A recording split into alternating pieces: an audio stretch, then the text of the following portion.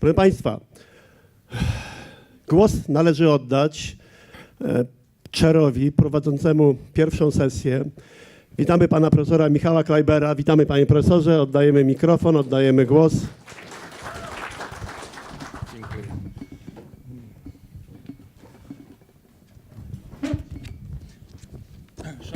Szanowni Państwo, witam serdecznie. Mamy malutkie spóźnienie, więc ja od siebie tylko dosłownie parę zdań i potem poprosimy naszych znakomitych gości o zabranie głosu. Nie wiem, czy może od razu poprosimy naszych gości. Bardzo proszę, my mamy dwóch prezenterów, którzy są z nami. Bardzo zapraszam. Pan Farid Salam, bardzo prosimy. I tutaj, ja rozumiem, że ja mam mówić po polsku. Dobrze, bo to jest ten. I naszego drugiego gościa z Chin bardzo też zapraszam tutaj do nas.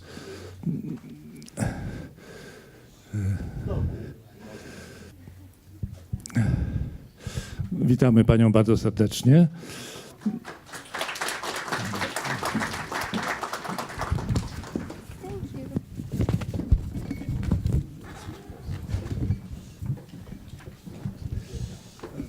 Proszę Państwa, rozpoczynamy naszą pierwszą sesję o inicjatywach doskonałości. Ja nie ukrywam, że wszyscy na pewno, a ja także w trakcie swoich licznych podróży krajowych i zagranicznych bez przerwy słyszę o doskonałości jako tym głównym elemencie strategii rozwoju uczelni i o różnych inicjatywach, które ten pomysł na różne sposoby wdrażają. Mamy gości, którzy nam opowiedzą, jak to się dzieje w ich krajach. Ja powiem tylko tyle, że mimo że wszyscy o tym mówią, to ja nie doszukuję się w tym mody czy politycznej poprawności, ale traktuję to i mam nadzieję, że to jest nasz wspólny pogląd jako po prostu konsekwencja wyzwań współczesności. Przy całym szacunku dla tej wielowiekowej tradycji uniwersytetu trzeba umieć stawić czoła temu, co się dzieje. Tu jest cały szereg rzeczy, o których moglibyśmy rozmawiać. Globalizacja powodująca tę otwartość na świat i w związku z tym konkurencję, także rozwój nowych technologii. Cały szereg innych rzeczy. I one wymagają od nas, żebyśmy się zastanowili, czym jest jakość i jak ją wspierać. Sprawa ma w moim przekonaniu absolutnie kluczowe znaczenie. Trzeba pamiętać też, że wśród tych wyzwań jest również interdyscyplinarność wiedzy, a więc problem budowania wspólnot problemowych, a nie dyscyplinowych. Mamy też, jak doświadczamy tego w różnych miejscach, ograniczenia tej tradycyjnej jedności miejsca i czasu nauki. Wielu studentów ma ochotę zmieniać swoje miejsce studiów, a czasami robić przerwę w tych studiach. To są wszystko rzeczy, które w oczywisty sposób wpływają na to, jak myślimy o przyszłości uniwersytetu, ale także oczywiście w kontekście jakości. Potrzebna jest profesjonalizacja zarządzania, to wszyscy też czujemy. Potrzebna jest z całą pewnością ze strony władz każdej uczelni antycypacyjna strategia rozwoju, a nie tylko próba załatwiania codziennych, skądinąd często poważnych kłopotów.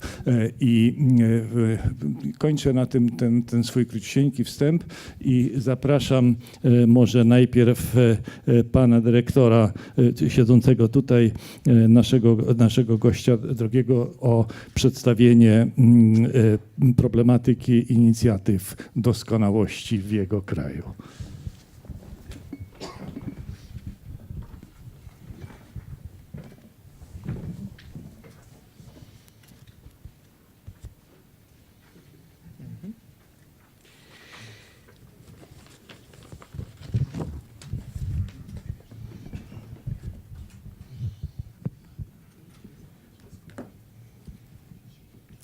Okay, so good afternoon to everybody.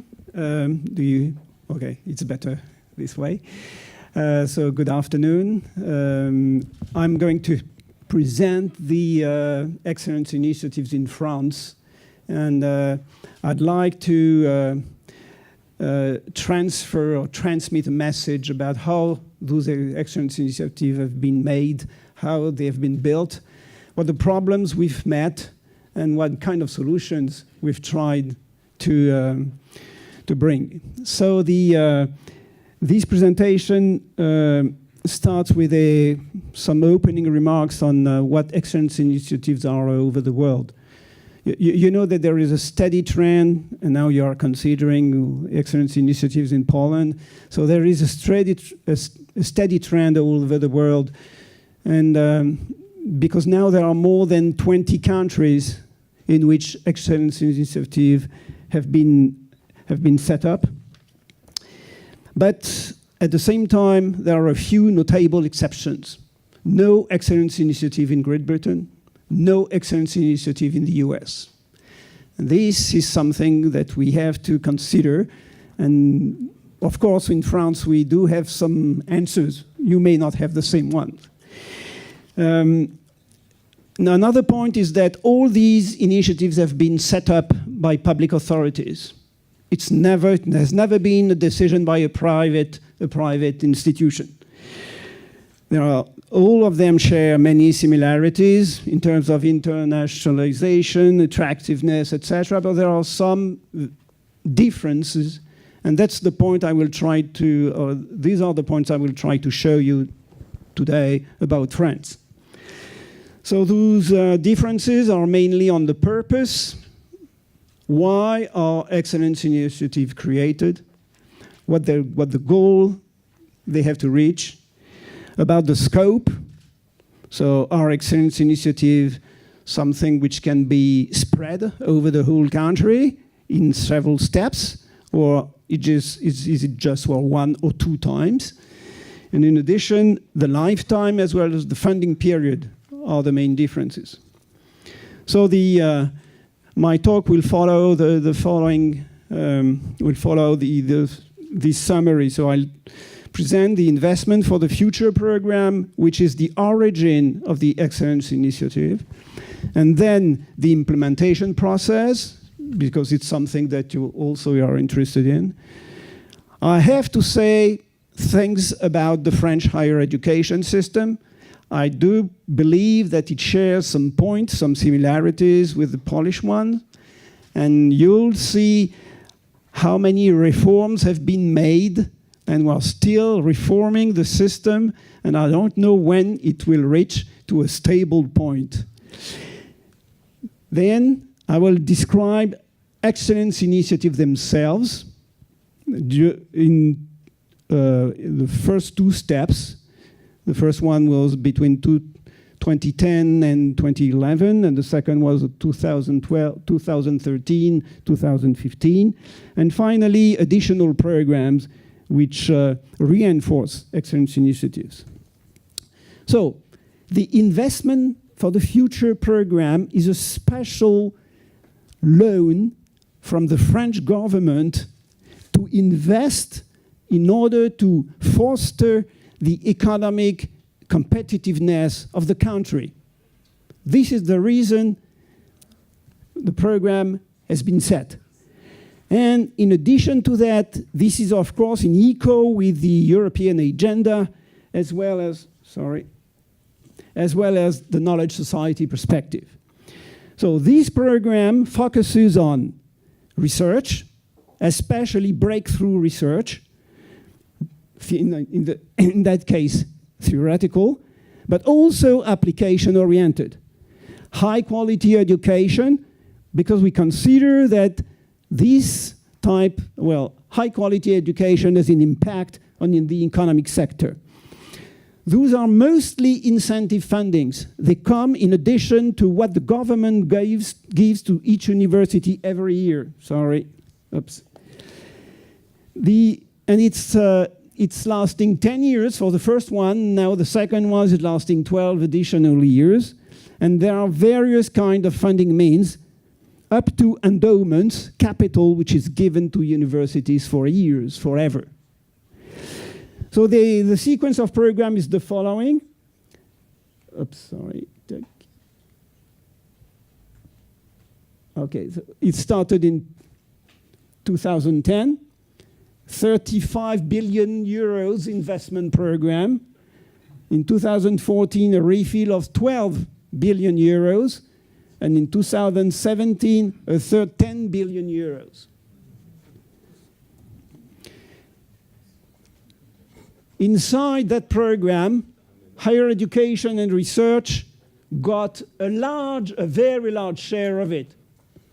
You see 55% in the first program, 40% in the second, 50% again in the third, which means that the higher education and research budget in this investment for the future program was something like 22 billion in PIA 1. So I'll call PIA, in French, Programme d'Investissement d'Avenir. So 22, 5.5, and 10 again. And out of those, here is what the Excellence Initiative themselves have got.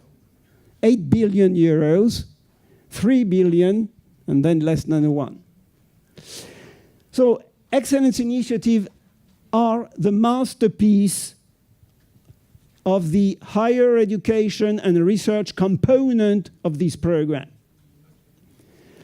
The funding is such that every year, each Excellence Initiative gets between 20 to 30 million euros, which come from the capital the endowment has got.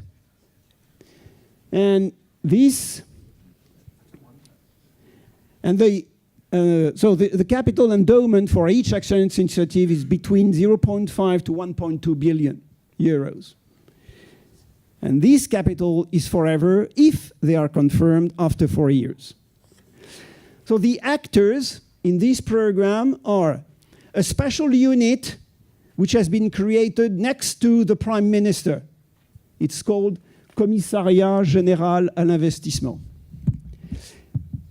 This commissariat is independent from all ministers, all of them.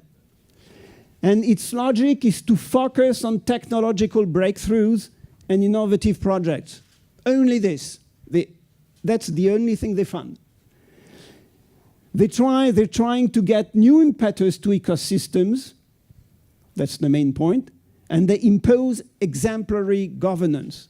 So when projects are submitted and they can't show that governance will be very professional, they're not accepted, even though they are excellent in research or education. So the mission of this commissariat is to define, with all ministers, the sub-program objectives and the process and monitoring processes. And in the end, they prepare the Prime Minister decision to the level of funding, on the level of funding. Now, investments are processed by operators. The ANR, Agence Nationale de la Recherche, the French National Research Agency, is one of the 14 operators for the state, but it's the most important one. It's a major one. And for each sub-program, the relationships between the operator, in my case ANR, and the concerned ministers are shaped by a contract. This contract is signed for the whole period of the program, for 10 years, for example.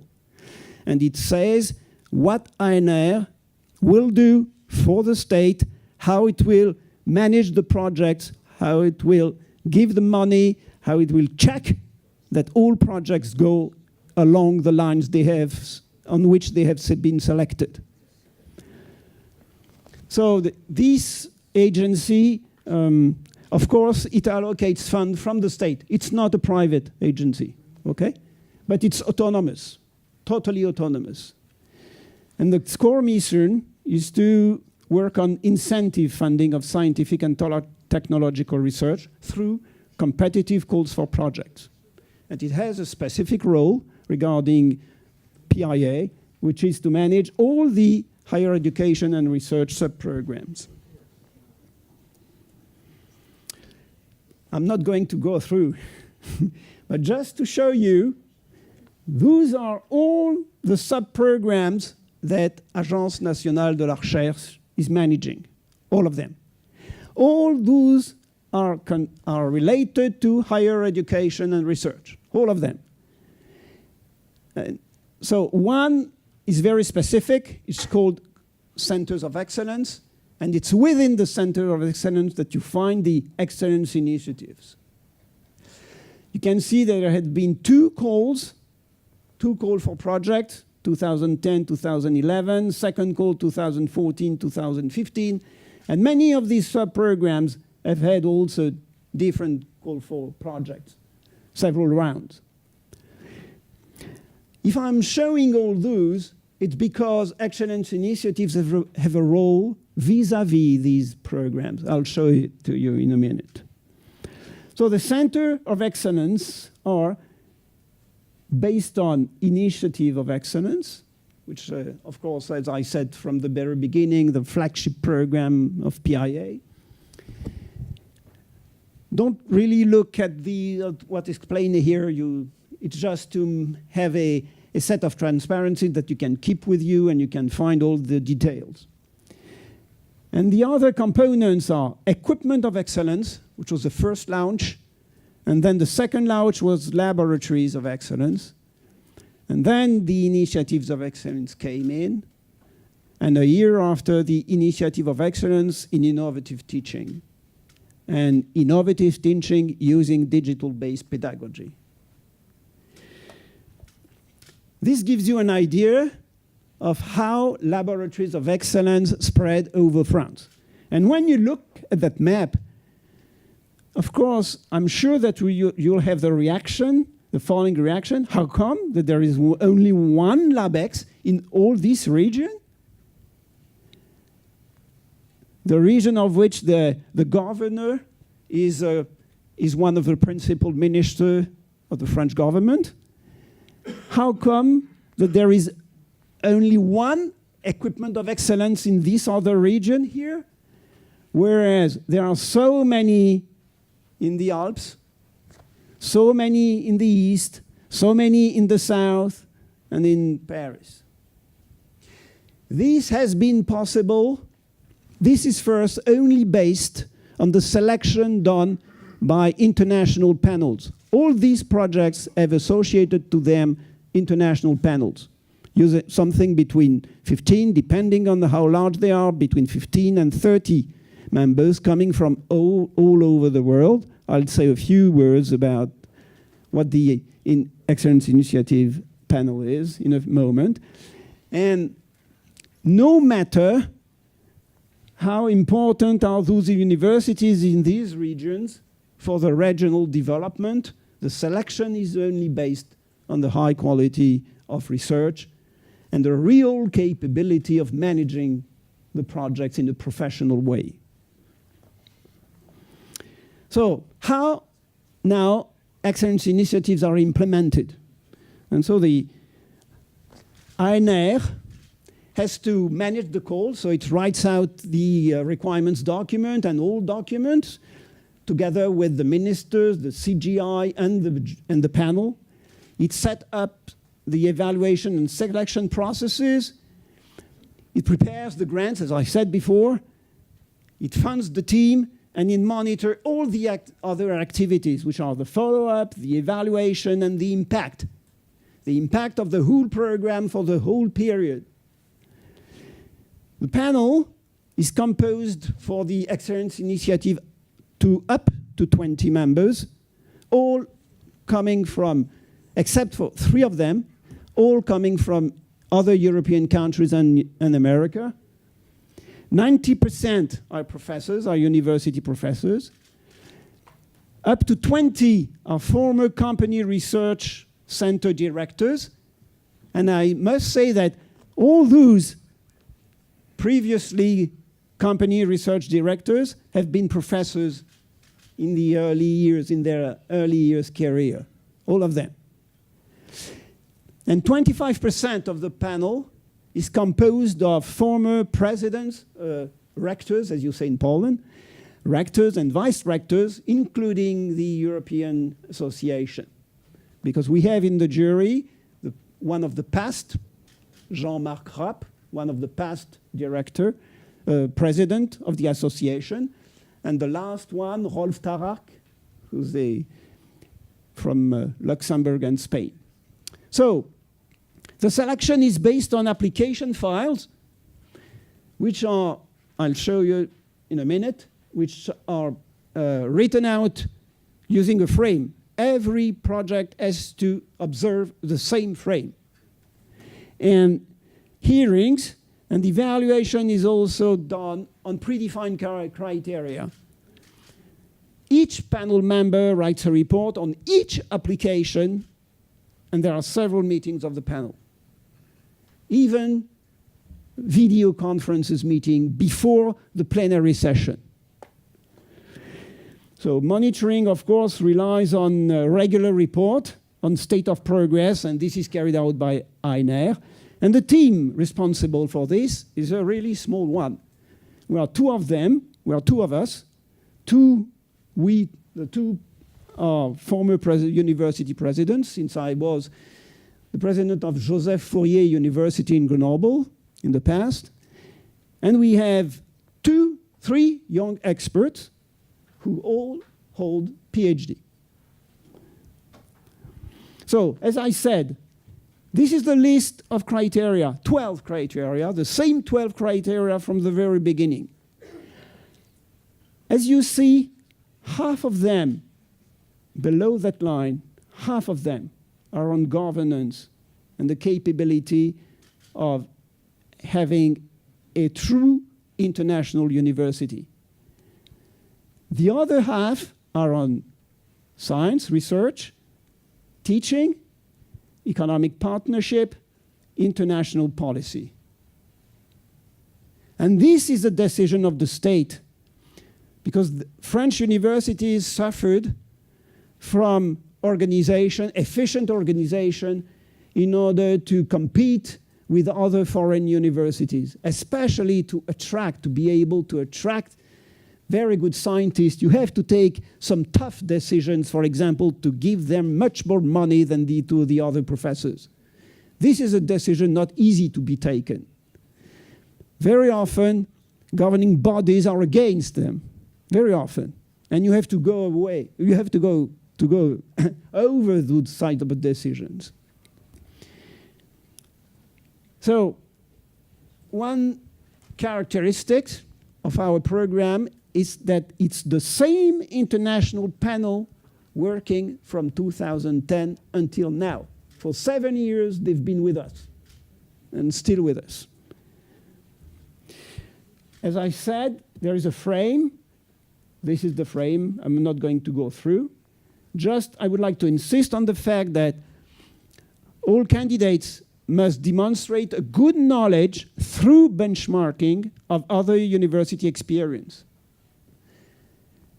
That's something which has been written out because most university professors, not in research, but as soon as they are considering management, competition, were not so used in France to look at what was done abroad. And this is the way CGI have found to have all members now looking at what is going on elsewhere in order to be, if you want to compete in a global world, you have to do that. Now, the French higher education system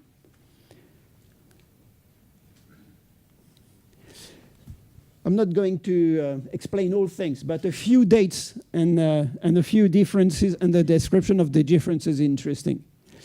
There are schools, which are either grandes écoles or écoles. They prepare engineers, businessmen, veterinarian, etc. They can be for grandes écoles. Grandes écoles are about, I would say, 20, 30 in France, and the other are schools. And they have special entrance examination, which can be very, very difficult. For example, if you try to enter the École Normale Supérieure or École Polytechnique, there is one place for about 5,000, 3,000 candidates. One place, okay? Now, all those schools have their teaching tailored to industry needs and regularly updated.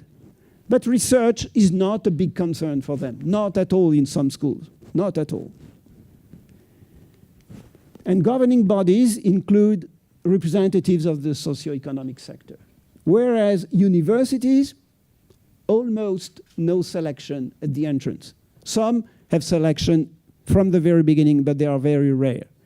However, the selection is progressive and is done all along the way. And it can be very, very selective, but not from the very beginning.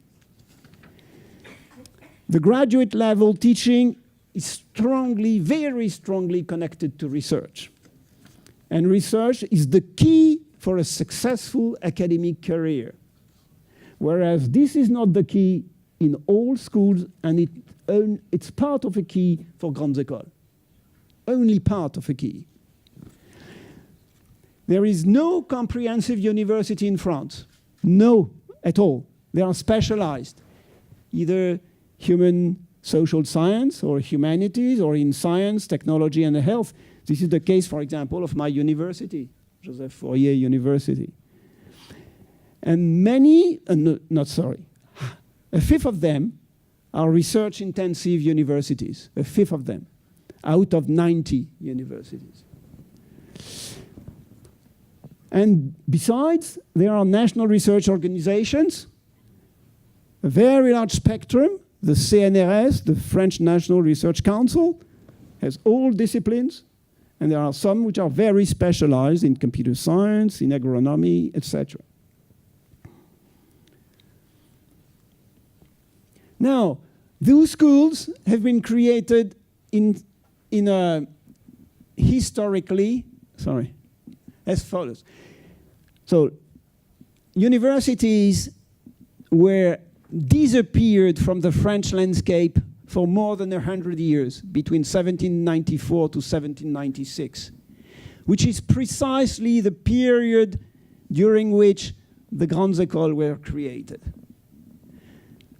This is the consequence of the revolution, because the revolutionary people considered that universities were too much linked to the church and to the king.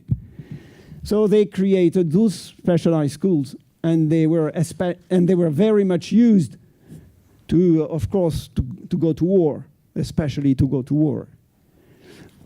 And then in 1896, when universities were back to life, they were just shells. In fact, there were independent faculties on each side. There were no president for the university, just someone coordinating some teaching classes. That's all. No coordination also for research. And so it's very recently that universities have had empowered president and dedicated mission for conducting research. It was in 1984. And in 2007, universities became very important in France because they were at the heart of the whole system. It was a government decision which is still on. Now, in parallel, there were national research organizations created from 1939, it's rather recent, until 1967. So, attractiveness and visibility in 2002, a few words. So there were opposite trends on attractiveness because there was a loss of attractiveness with regard to foreign students. We are losing foreign students in France. It was really a surprise for us. And because we were regularly in the second or the third position after the US and, depending on the time, the UK. But there was a higher attractivity of good European researchers and an increasing number of French young researchers leaving France at the same time. So the visibility was not a big concern except for research-intensive university and world rankings. There were most French research-intensive universities were ranked, whereas grandes écoles and other universities can just consider that as inappropriate. They didn't want to look or to see those rankings for one simple reason. They were out of it. And they considered that it was not, of course, a recognition of what they were.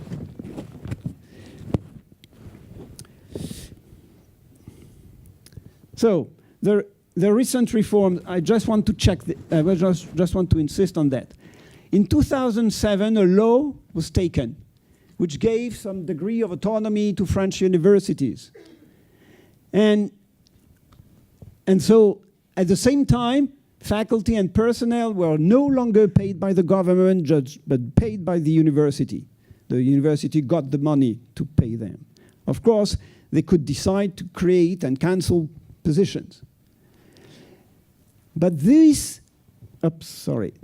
led to something, of course, which was not a real surprise, but the scope of it was a surprise. A competition between universities started, and it was much intensified. So this is, I'm not going to show you, these are the situations where the program were launched. So I'm going to go now very fast,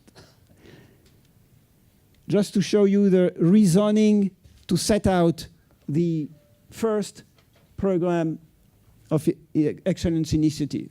So the ambition was to increase French economic competitiveness. How can this be done?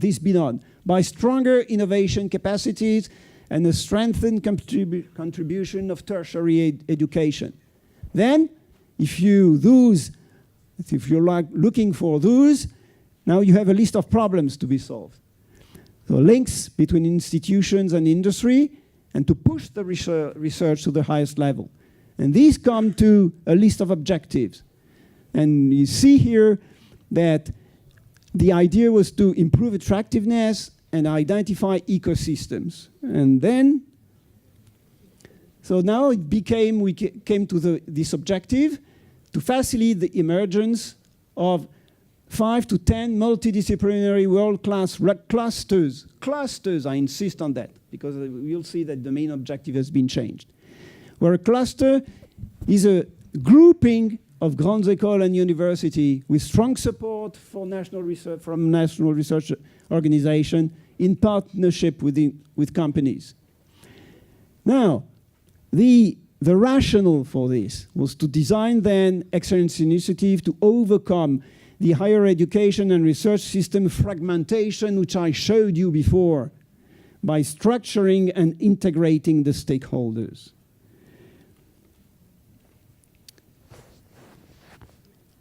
I'm going through in order not to be late.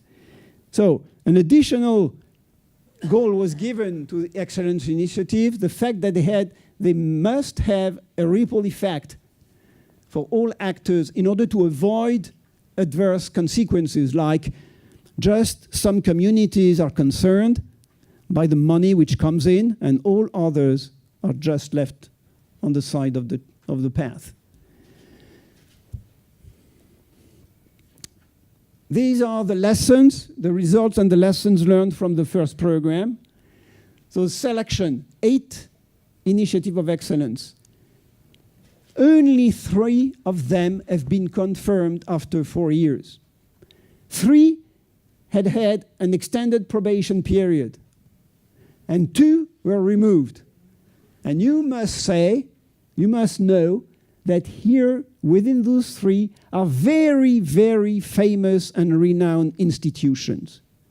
Like, for example, in Saclay, which is next to Paris, École Polytechnique was out, École Centrale was out, Université Paris-Saclay, the first in the Shanghai ranking, was out.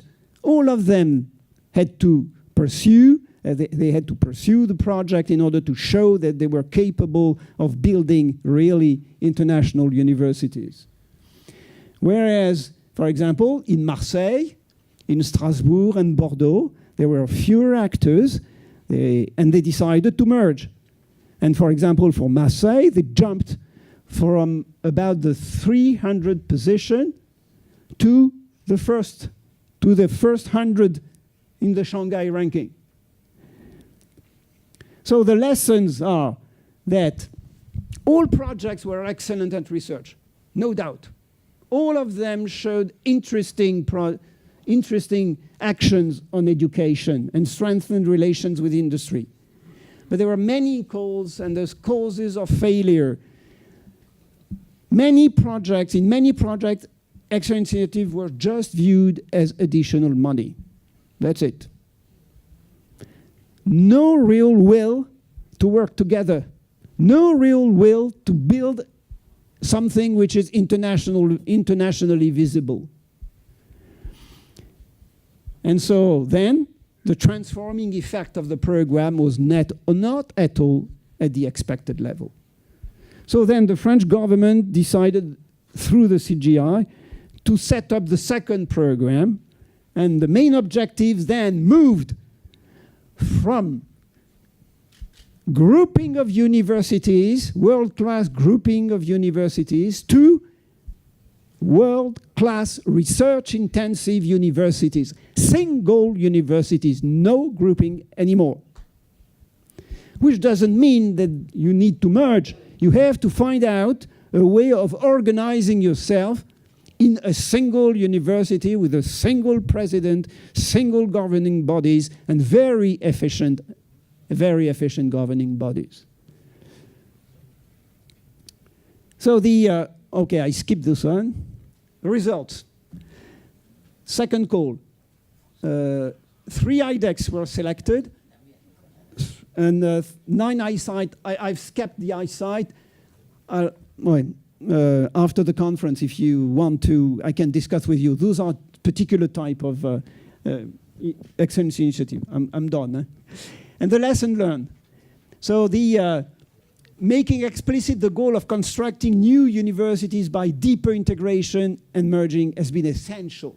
Without this, we would probably have failed again in the program. So then there is a PI3 program, not for excellence initiatives as such, not to create new ones, but just to reinforce them using. And so those are called for projects. New curricula, graduate school, cyber universities, campus on which you have relation with entrepreneurship, and multidisciplinary research. I stop here, I'm late. Thank you. Okay, thank you. We will have a short discussion after the second presentation, so I now immediately ask Madam Wong to take the floor, and welcome.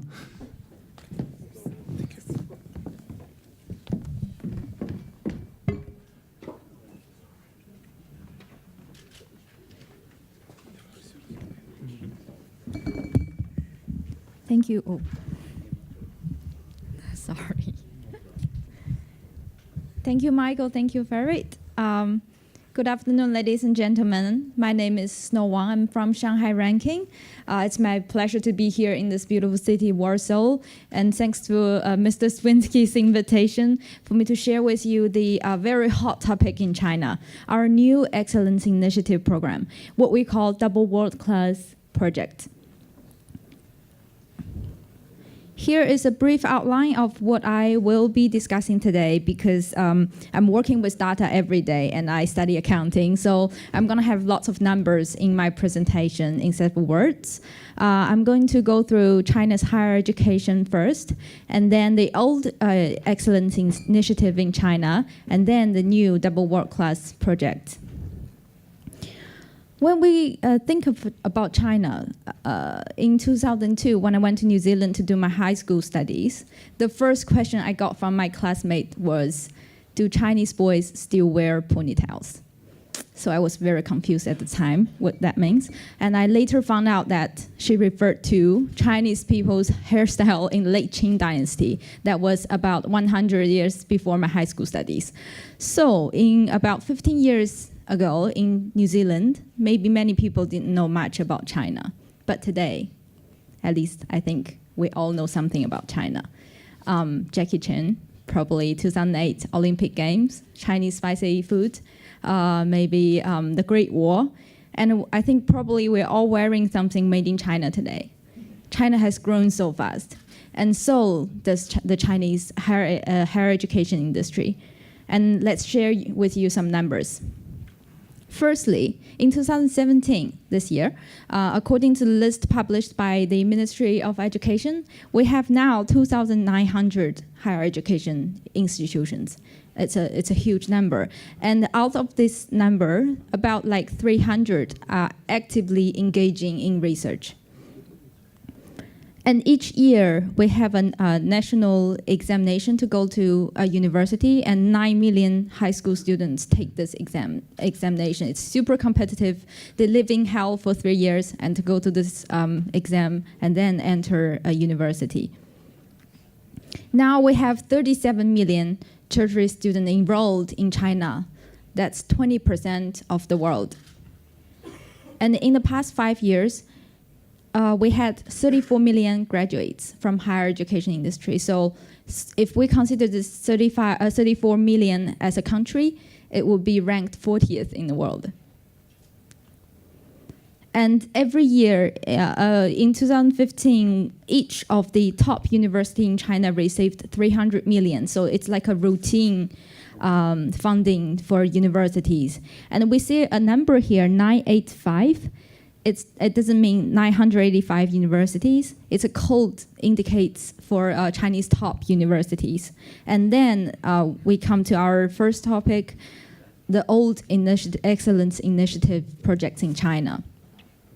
It all started in 1995 when we had this idea of building good universities, and the early 211 project initiated. It covers a lot of universities, covers 112 universities, and the major project, the 985 project, actually started in 1998. This is at the 100-year anniversary of Peking University. We see the president of China at the time, Jiang Zemin. He said that for realizing China's modernization, the nation should have a number of world-class universities. So 985 actually is a date of the speech. And in that context was actually when our ranking was born. Our academic ranking of world universities, short form is RWU. Shanghai Jiao Tong University, it was selected as one of the 985 top universities in China. And there were only 39 universities selected out of like thousands of universities. But at the time, we didn't know where we stood in the world. We didn't know the gap between Shanghai Jiao Tong University and the top universities in the world, how we compared to them. And there was no international ranking in the late 1990s. So our ranking was born from a benchmarking activity, actually, to a published ranking. And I will discuss more about the rankings in tomorrow's session. So come back to me tomorrow. But we can still use our ranking to see the performance of our Chinese universities, because our ranking has been stable for the past 15 years. Here are some numbers. On our top 500 universities, we can see the number of Chinese universities grown from only 9 in 2003 to 45 this year, so 5 times more.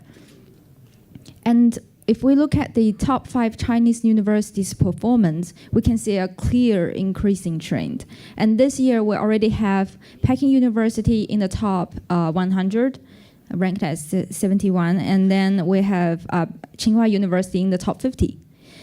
And the yellow line we can see here is Shanghai Jiao Tong University. In 2004, it actually only made it to the top 500. But this year, it's already in the 100 and 150. So I think probably we can look at Shanghai Jiao Tong University as a case of China's Excellence Initiative, what actually happened in this university during the past 20 years. First, from the publication, it's an easily quantifiable indicator we can have a look. In 1998, that's when the Excellence Initiative was started. We only had 300 publications per year, but now we have 9,000. But what does 9,000 really mean? Compared to the world level, 9,000 publications or 8,800 would mean that Shanghai Jiao Tong University nearly reached the top 10 in the world in terms of publication, in terms of research capability. And I think research output is it's an advantage for a lot of Chinese universities. It's a strong trend for Chinese universities. And here are some old photos of Shanghai Jiao Tong University's Minhang campus. It was absolutely a rural area. Everything was built from scratch. The university received, in addition to the routine fundings, it received about $700 million for the 985 project. And this is how the campus looks like today. So what really happened? Let's have a look at some of the key figures. In 2001, there was only 1,800 teachers, and now many more. And more importantly, we have many more teachers with PhD qualifications. So with research capabilities, we have strong quality teachers. And the postgraduate student actually tripled from 2001, and this is this very strong, powerful research production. In China, many top universities today actually require postgraduate students to publish before they can graduate. And some top universities, especially engineering or medical schools, they actually require them to publish in English before they can graduate. So it's getting tougher and tougher. And equipment for teaching and research also increased, doubled over the past 15 years. Similar to the Shanghai Jiao Tong University's case, many Chinese universities experienced that were selected in the Excellence Initiative program, they experienced similar progress. When they received lots of funding from the government, they started firstly to build the infrastructures, buildings, libraries, and before you can say many Chinese universities didn't really have good infrastructures, labs. They started building the hardwares. And then in the recent years, it's all focused on the softwares. So they start to build international collaborations, even international collaborated schools like Shanghai Jiao Tong's Michigan University collaborated schools, collaborated labs, programs, and they start to hiring all the talented researchers to attract the researchers to come to China. And that's a very difficult task to start with because we speak different language and we have an absolutely different cultural environment for researchers to settle in. So all the universities, they try very, very hard to find the researchers who have ability to settle in China and to work at the university. For example, they would look for graduates from their school, but now work in the Western world, and they would offer jobs to the researchers' families, like for the wife or for the even the children, for them, the whole family to move into China, etc. It's very competitive for the top talents.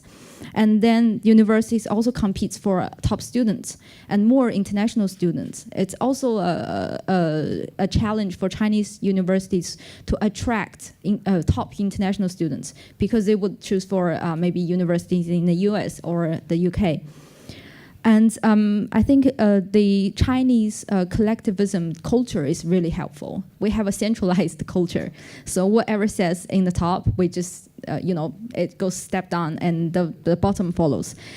So this really helps in the university development. When the university sets rules and targets, the faculty follows.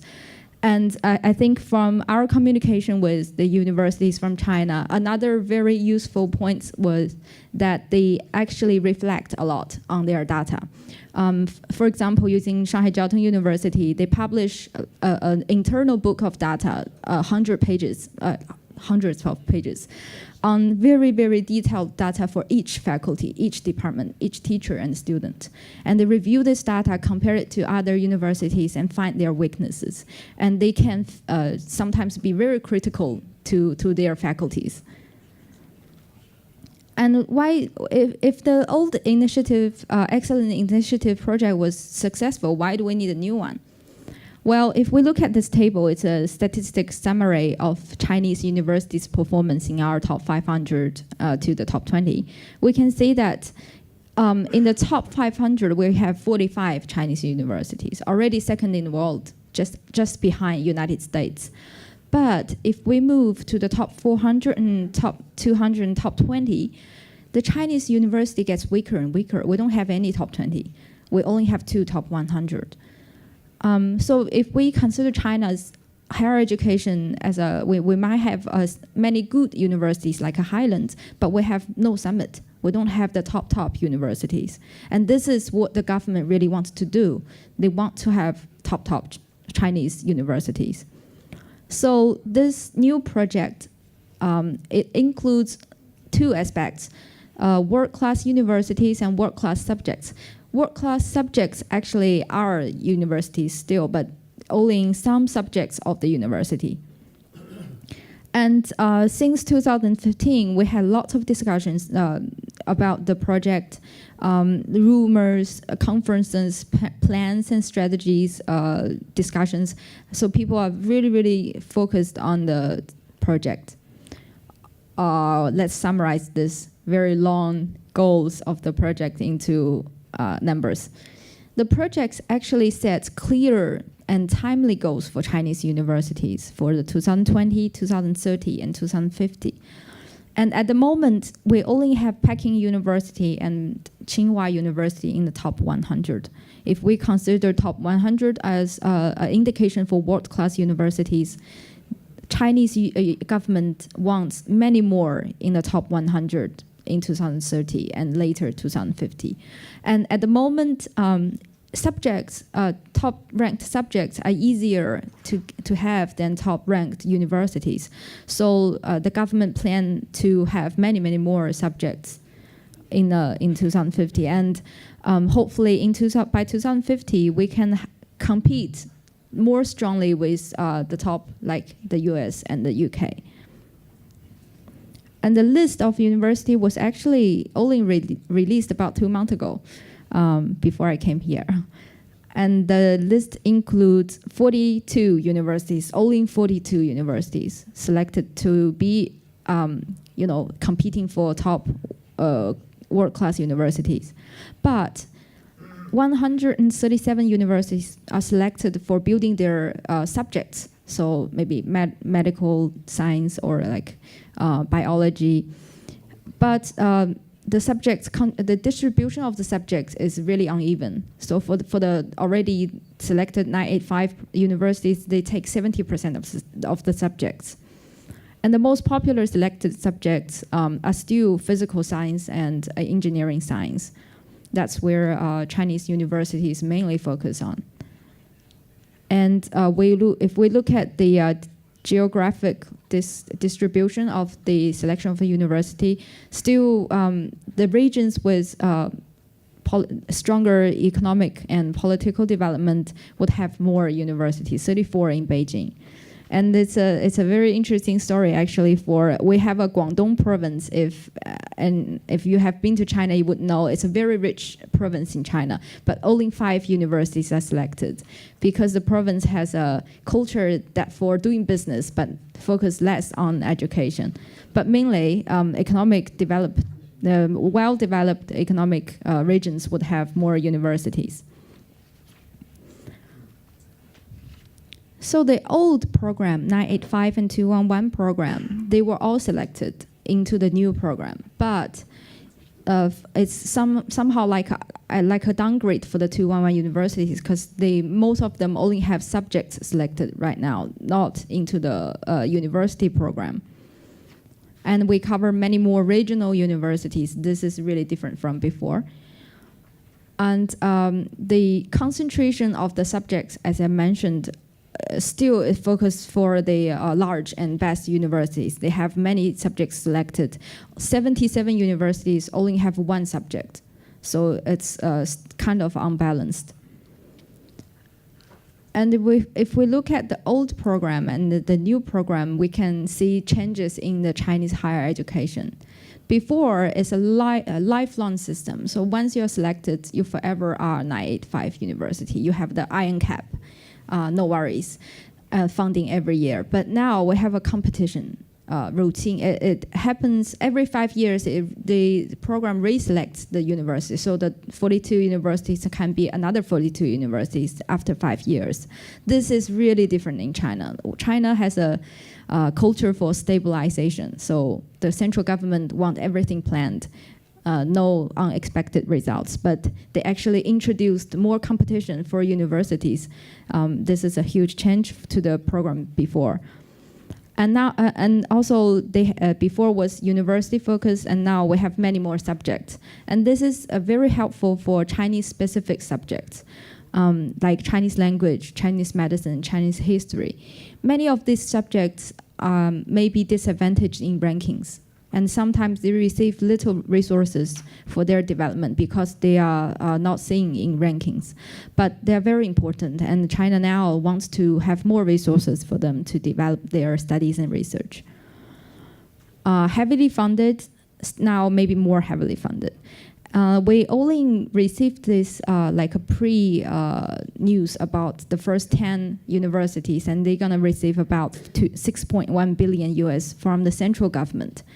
And after the news came out, many provinces start to publish their own news. And 13 provinces have already sent out their plans, and add together, it's about 6.3 billion US. And a lot of provinces haven't even published their plans. So there are gonna be lots of fundings to support these universities to build their subjects. And the goals are now timely. So before it was just to build a world-class university, but now they have to set up the goals in like by 2020, 2030, and 2050, and they are more subject-focused.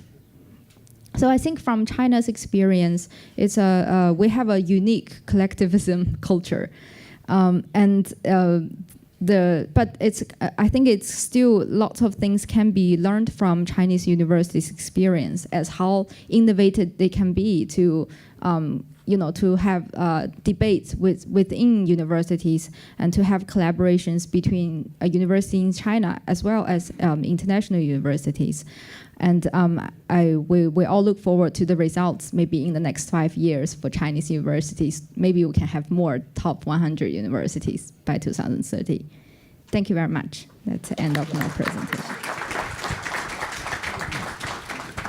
Thank you, Madam Wong. The lady will be with us also tomorrow in the morning on a specific discussion of rankings. But now I open the discussion. I understand we will carry out discussion in Polish. The discussion will be short for the obvious reasons, but still we have time for a few questions. Please go ahead.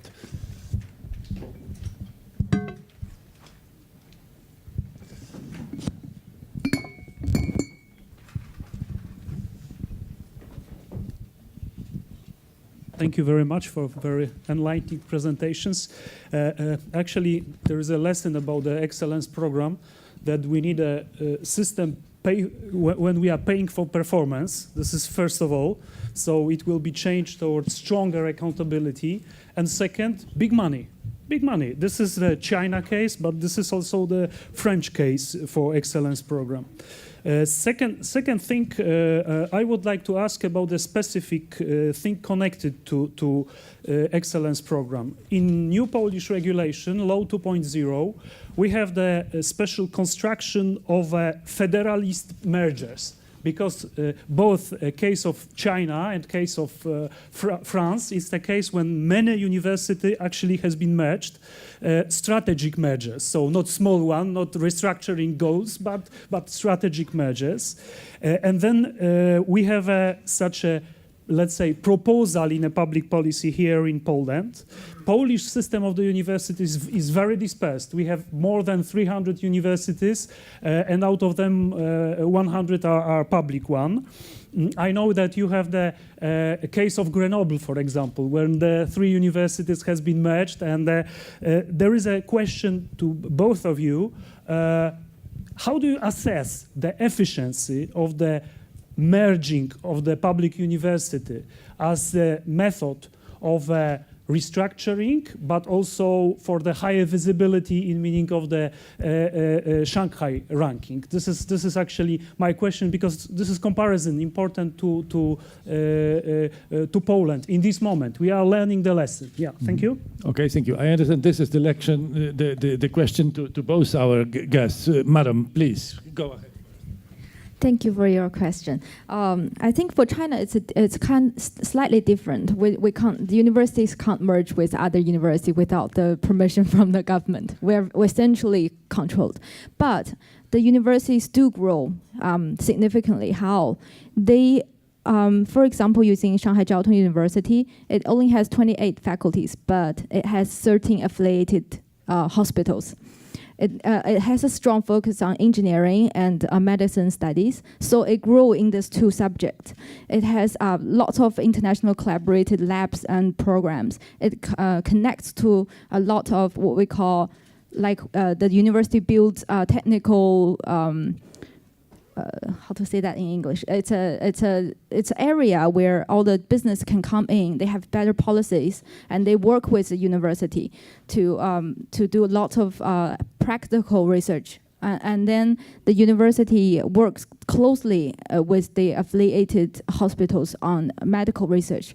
So it cannot merge with other universities, but it actually expands significantly into the society. And for China, I think it's really beneficial. It's getting more and more competitive for Chinese universities, but we have a very weak culture for donation from like affiliations or from alumni. It's only starting now, and it's a huge force for Chinese universities. So I think, sorry, it's slightly different for China, but hopefully my answer is useful somehow. Thank you.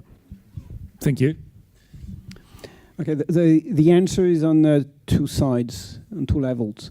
The first one is you can assess the effect of a merger through the number of students who can follow studies of their own. I mean, they compose their own curriculum, and because the university gives now the possibility for students to choose courses, then you have more and more students who are pleased to come, first of all.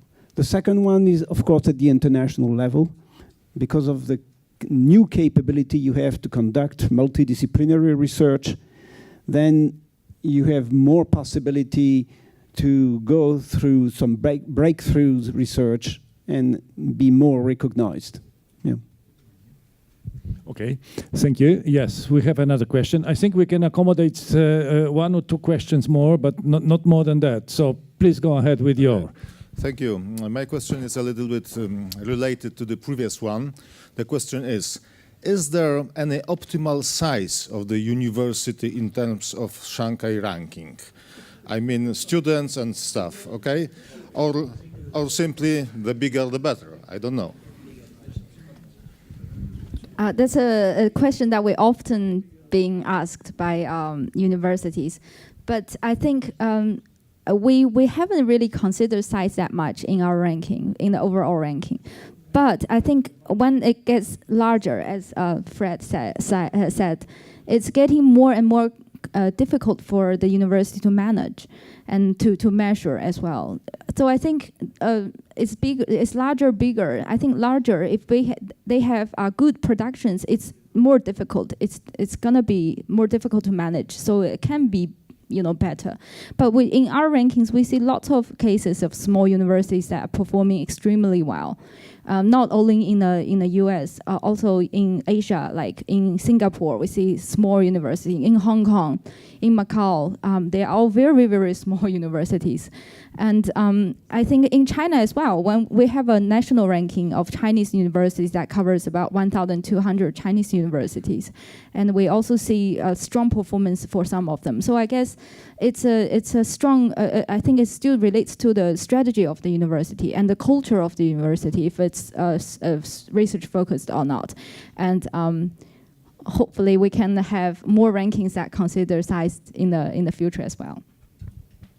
Okay, we'll have a specific discussion on rankings tomorrow in the morning, so more questions are welcome. But any other question regarding the excellence initiatives? Yeah. Thank you. If we say excellence, we usually mean research. What I was impressed by the French presentation, in which in those programs it looks like there is a strong emphasis on learning and teaching as well. Could you comment how these issues are, say, becoming an essential part of excellence initiatives? Okay. Well, thank you for the question. The decision was from the very beginning not to ignore the importance of teaching and the importance of, as I said, it was one of the goals of the program. The tertiary education has a very strong impact on the economy of the country.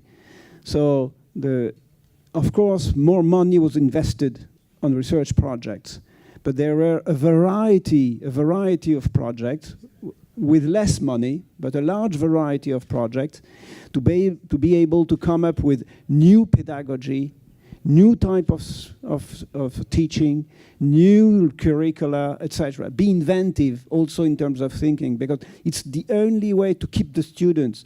Otherwise, the students also, the French students, will go away. We've discovered for the last 4 years that now there are students, French students, going to Switzerland. There were almost none of them in the past, almost none. And now there are hundreds and hundreds of students. Why?